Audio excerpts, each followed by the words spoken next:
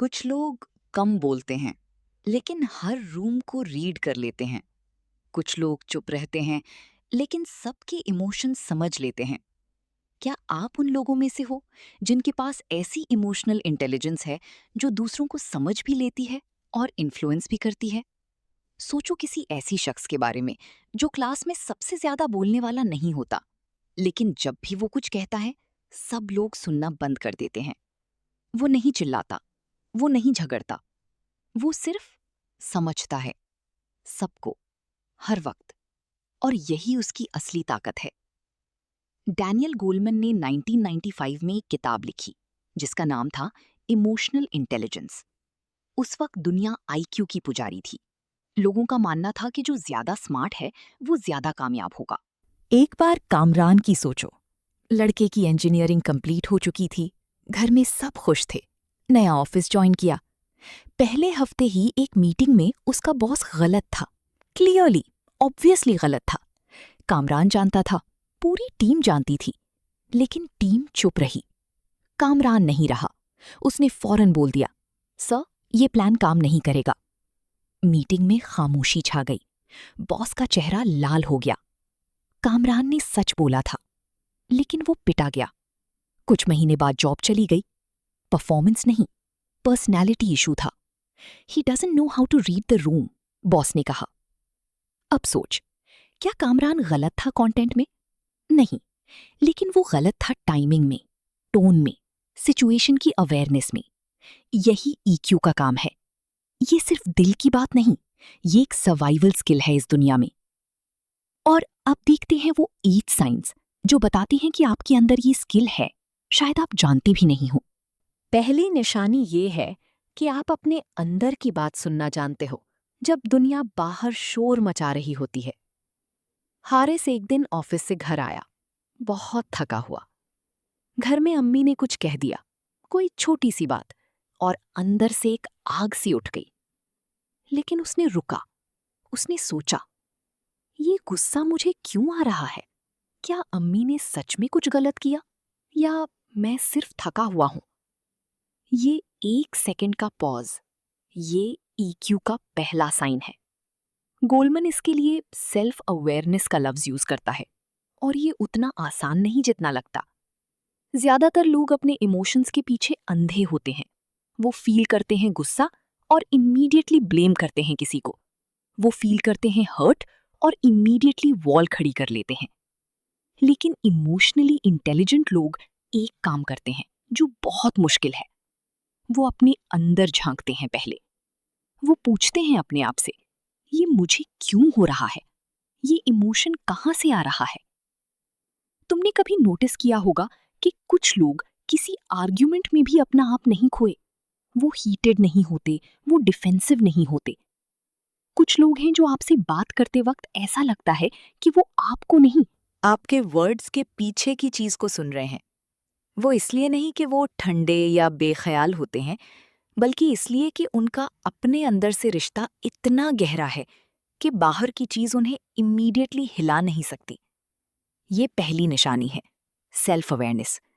और अगर आप कभी गुस्से में भी रुक के सोचो कि ये गुस्सा लेजिटिमेट है या नहीं, तो आपके अंदर ये चीज है। दूसरी निशानी थोड़ी और गहरी है और थोड़ी और डार्क भी।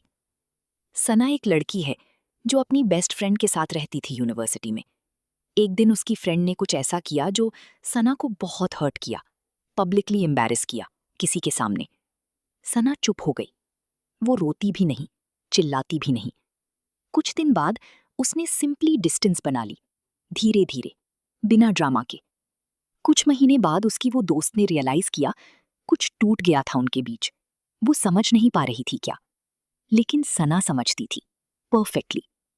गोलमैन कहता है कि इमोशनली इंटेलिजेंट लोग अपने इमोशंस को कंट्रोल करने की ताकत रखते हैं। इसको वो सेल्फ रेगुलेशन कहता है।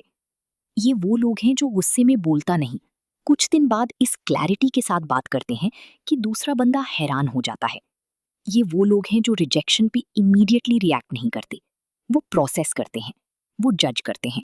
ये खतरनाक है इस सेंस में कि जिस बंदा के पास ये क्वालिटी होती है वो इमोशनली अनप्रिडिक्टेबल लगता है दूसरों को। तुम उसे पुश नहीं कर सकते, तुम उसे प्रोवोक नहीं कर सकते। वो खुद डिसाइड करता है कि कब और कैसे रिएक्ट करना है, और यही उसकी ताकत बन जाती है। अगर आप कभी किसी फाइट में बाद में बात करते हैं कह के चले गए हो, और वो सच में क्लैरिटी के लिए था ना कि इज्जत बचाने के लिए, तो आपके अंदर ये साइन है। तीसरी निशानी वो है जो ज्यादातर लोग कभी नहीं डेवलप कर पाते। अली यूनिवर्सिटी में था, ग्रुप प्रोजेक्ट था। एक टीम में दानियार लीजिएस्ट बंदा था ग्रुप में। अली को क्लियरली दिख रहा था, लेकिन इसकी जगह ये कहने के कि आप कुछ नहीं करते, उसने पूछा, यार कोई चीज है जो तुझे इस प्रोजेक्ट में इंटरेस्ट नहीं दे रही? दानियार थोड़ा रुका, फिर उसने बोला कि असल में वो अपनी फैमिली की फाइनेंशियल प्रॉब्लम्स में इतना डूबा हुआ है कि कॉन्सेंट्रेट नहीं हो रहा। अली ने सुन लिया, प्रोजेक्ट में उसको ऐसा काम असाइन कर दिया जो घर से हो सकता था। टीम का काम भी हुआ, दानियार का स्ट्रेस भी रिड्यूस हुआ। गोलमन यहाँ एम्पथी की बात करता है और कहता है ये सिर्फ फीलिंग नहीं, ये एक स्किल है। एम्पथी का मतलब ये नहीं कि आप दूसरों के दर्द में रोना शुरू कर दो। एम्पथी का मतलब है कि आप किसी की इनर वर्ल्ड को रीड कर सको, उनका पर्सपेक्टिव, उनकी लिमिटेशन, उनका पेन, बिना खुद उसमें खो जाएं। और यहाँ एक ट्विस्ट है जो बहुत लोग मिस करते हैं। एम्पथी का डार्क साइड भी होता है।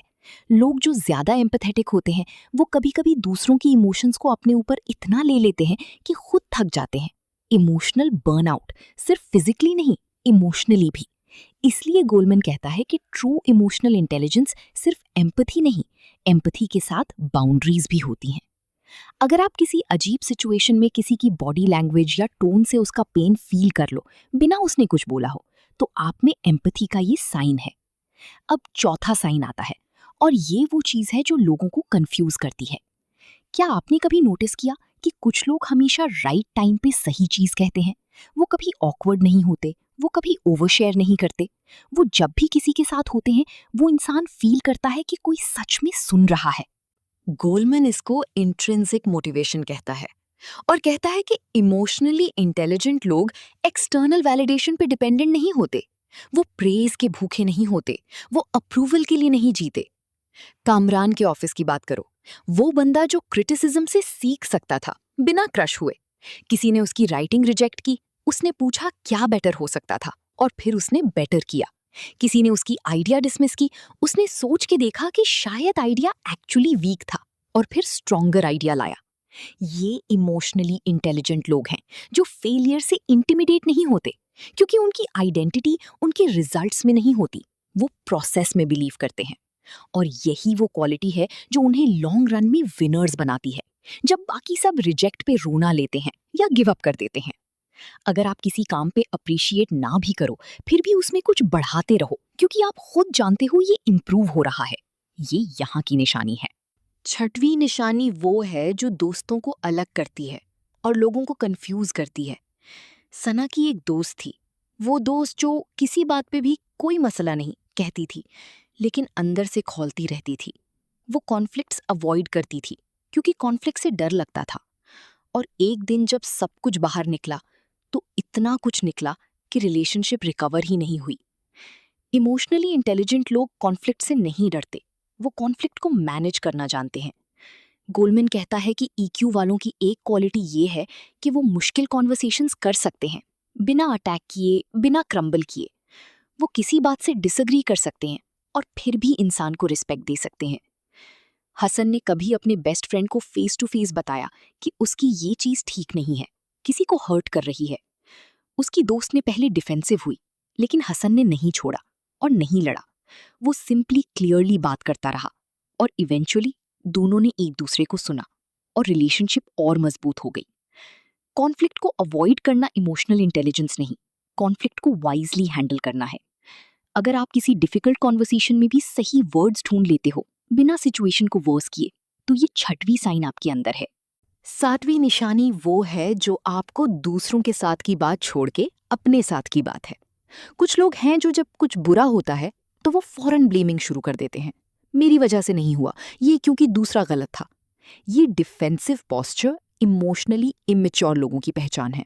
लेकिन इमोशनली इंटेलिजेंट लोग वो खुद से पूछते हैं, इसमें मेरा क्या रोल था, मुझसे क्या गलती हुई, मैं क्या बेहतर कर सकता था। ये अकाउंटेबिलिटी है और ये बहुत रेयर है। ज्यादातर लोग अपनी सेल्फ इमेज इतनी फ्रैजाइल रखते हैं कि गलती मानना उन्हें ब्रोकन फील करा देता है। लेकिन हाई ईक्यू लोगों की सेल्फ इमेज ज्यादा सिक्योर होती है। उन्हें पता है कि गलती करना उन्हें बुरा इंसान नहीं बनाता, ये सिर्फ इंफॉर्मेशन है कि यहाँ कुछ बेटर करना था। गोल्डमैन कहता है कि इमोशनल मैच्योरिटी का एक क्लियर मार्कर ये है कि बंदा बिना शेम स्पाइरल के अपनी गलतियों से सीख सकता हो। वो गलतियां एक्नॉलेज करते हैं और आगे बढ़ते हैं। अगर आप किसी सिचुएशन के बाद, चाहे दूसरा क्लियरली रॉन्ग था, फिर भी सोचते हो कि मेरा कोई रोल तो नहीं था इसमें, ये हेल्दी अकाउंटेबिलिटी है और ये 7वां साइन है। 8वीं और आखिरी निशानी, ये सबसे ज्यादा खतरनाक है और सबसे ज्यादा मिसअंडरस्टूड भी। कुछ लोग हैं जो दूसरों के इमोशंस को सिर्फ फील नहीं करते, वो उन्हें प्रिडिक्ट भी कर लेते हैं। वो किसी के बिहेवियर से, सिर्फ body language, tone, eye contact से समझ लेते हैं कि ये बंदा एक्चुअली क्या बोल रहा है, जो बोल नहीं रहा। ये रीडिंग पीपल की एबिलिटी है और ये इमोशनली इंटेलिजेंट लोगों की सबसे पावरफुल गिफ्ट है। हसन एक मीटिंग में था जब बॉस ने नया प्रोजेक्ट अनाउंस किया। Everyone clapped. हसन ने क्लैपिंग में भी देखा कि कामरान की स्माइल आईज तक नहीं पहुंची। नाचता हाथ थपता रहा, लेकिन एक्सप्रेशन हॉलो था। बाद में अकेले में हसन ने कामरान से पूछा, कुछ इशू है? कामरान रुक गया, फिर बोला, यार मुझे लगता है इस प्रोजेक्ट में कुछ फंडामेंटल प्रॉब्लम है, लेकिन मैं कैसे बताता? हसन ने देख लिया था वो जो कोई और नहीं देख पाया। गोल्डमैन कहता है कि ये एबिलिटी, इमोशनल रेडार, वो लोग डेवलप करते हैं जो अपने अंदर बहुत कनेक्टेड होते हैं। क्योंकि जब आप अपने अंदर की इमोशनल लैंग्वेज समझते हो तो आप बाहर भी वो लैंग्वेज पढ़ सकते हो, दूसरों में। इंसान का चेहरा, उसकी आवाज, उसका पोस्चर, ये सभी किताब है। सिर्फ वो पढ़ सकता है जो पढ़ते पढ़ते काफी प्रैक्टिस कर चुका हो। और ये साइन खतरनाक है इस सेंस में कि ऐसे लोग कभी किसी को फूल नहीं किया जा सकता। तुम उन्हें खुश करने के लिए कुछ कहो, वो जानते हैं। तुम उन्हें फ्लैटरी से इन्फ्लुएंस करने की कोशिश करो, वो जानते हैं। तुम उन्हें कोई चीज हाइड करके बताओ, वो जानते हैं कि कुछ छुपा हुआ है। ऐसे लोग रेयर होते हैं, लेकिन वो रूम्स में नेचुरली ज्यादा रिस्पेक्टेड होते हैं, क्योंकि उन्हें लगता है कि ये बंदा सच में सुन रहा है। अब यहां रुक के एक सेकंड सोचते हैं, क्या तुमने इन 8 साइंस में से कोई अपने अंदर देखा?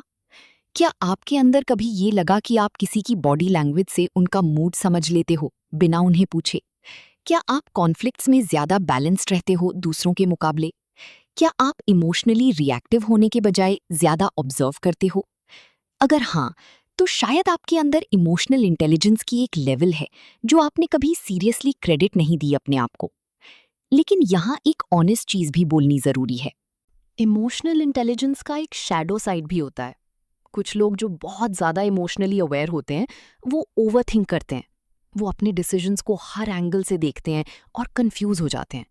वो दूसरों की फीलिंग्स के बारे में इतना सोचते हैं कि अपनी खुद की नीड्स इग्नोर कर देते हैं। हाई ईक्यू का मतलब ये भी नहीं कि आप सबकी प्रॉब्लम्स का बोझ अपने कंधे पे उठाओ। गोल्डमैन यहाँ एक इंपॉर्टेंट बात कहता है, इमोशनल इंटेलिजेंस का गोल सेल्फ अबैंडनमेंट नहीं है, गोल है बैलेंस। अपने आप को भी उतनी ही रिस्पेक्ट और अवेयरनेस देना जितनी आप दूसरों को देते हो। और फिर एक चीज और है जो गोल्डमैन ने अपनी रिसर्च में रिपीटेडली देखी, कि इमोशनली इंटेलिजेंट लोग हमेशा नाइस नहीं होते, वो अग्रीएबल नहीं होते, वो बाउंड्रीज रखते हैं, वो ना कहना जानते हैं, और वो ना कहते हैं बिना गिल्टी फील किए। ये उन लोगों के बारे में है जो दोस्त हैं लेकिन बाउंड्रीज हैं, जो केयरिंग हैं लेकिन डिपेंडेंट नहीं, जो सुनने वाले हैं लेकिन दूसरों की नेगेटिविटी में खुद डूब नहीं जाते। ये वो लोग हैं जो ज्यादातर खामोश रहते हैं सोशल सेटिंग्स में, लेकिन जब बोलते हैं वो वर्ड्स सबको हिला देते हैं। वो अटेंशन नहीं सीख करते, लेकिन अटेंशन नेचुरली आती है उनकी तरफ। कुछ लोग उन्हें रिजर्व्ड बोलते हैं, कुछ लोग मिस्टीरियस, लेकिन हकीकत ये है कि वो सिंपली अवेयर हैं, अपने अंदर की और अपने बाहर की।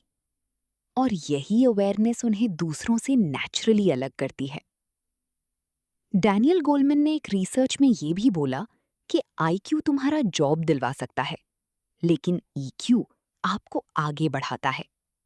आईक्यू एक स्किल है, लेकिन ईक्यू एक पावर है। वो पावर जो आपको हर रूम में संभाल के रखती है, हर रिलेशनशिप में एंकर बनाती है, हर क्राइसिस में वो बंदा बनाती है जिस पे लोग रिलाई करते हैं। और ये पावर कोई आपके साथ पैदा नहीं करता, ये डेवलप होती है। हर वो वक्त जब आप रुके, सोचा, अपने आप से पूछा, ये इमोशन क्यों आ रहा है, आपने अपनी ईक्यू थोड़ा और स्ट्रॉन्ग किया। हर वो वक्त जब आप किसी के साथ बात करते हुए वाकई सुनना चाहा, सिर्फ जवाब देने के लिए नहीं, आपने अपनी एम्पैथी को प्रैक्टिस किया। हर वो वक्त जब आप किसी कॉन्फ्लिक्ट में अटैक करने से पहले रुके, आपने अपनी सेल्फ रेगुलेशन बनाई। इमोशनल इंटेलिजेंस बिल्डिंग नहीं होती एक बार में, ये हर रोज की चॉइसेस में मिलती है। और सबसे बड़ी चीज, ये सिर्फ दुनिया के साथ काम नहीं आती, ये पहले अपनी अंदर काम आती है। जब आप अपनी इमोशंस को समझती हो, आप अपनी जिंदगी की डिसीजंस बेटर करते हो, तुम रिलेशनशिप्स बेटर चूज करते हो, तुम स्ट्रेस को बेटर हैंडल करते हो, तुम अपनी एनर्जी सही जगह लगाते हो, वहां नहीं जहां सब ड्रेन होते हैं। ये किसी की लाइफ में सबसे अंडररेटेड सुपर पावर है, और ये तेरे पास है, अगर तू उसे डेवलप करने का इंतखाब करे। सच बताओ, तुम इमोशंस के गुलाम हो या उनके मास्टर?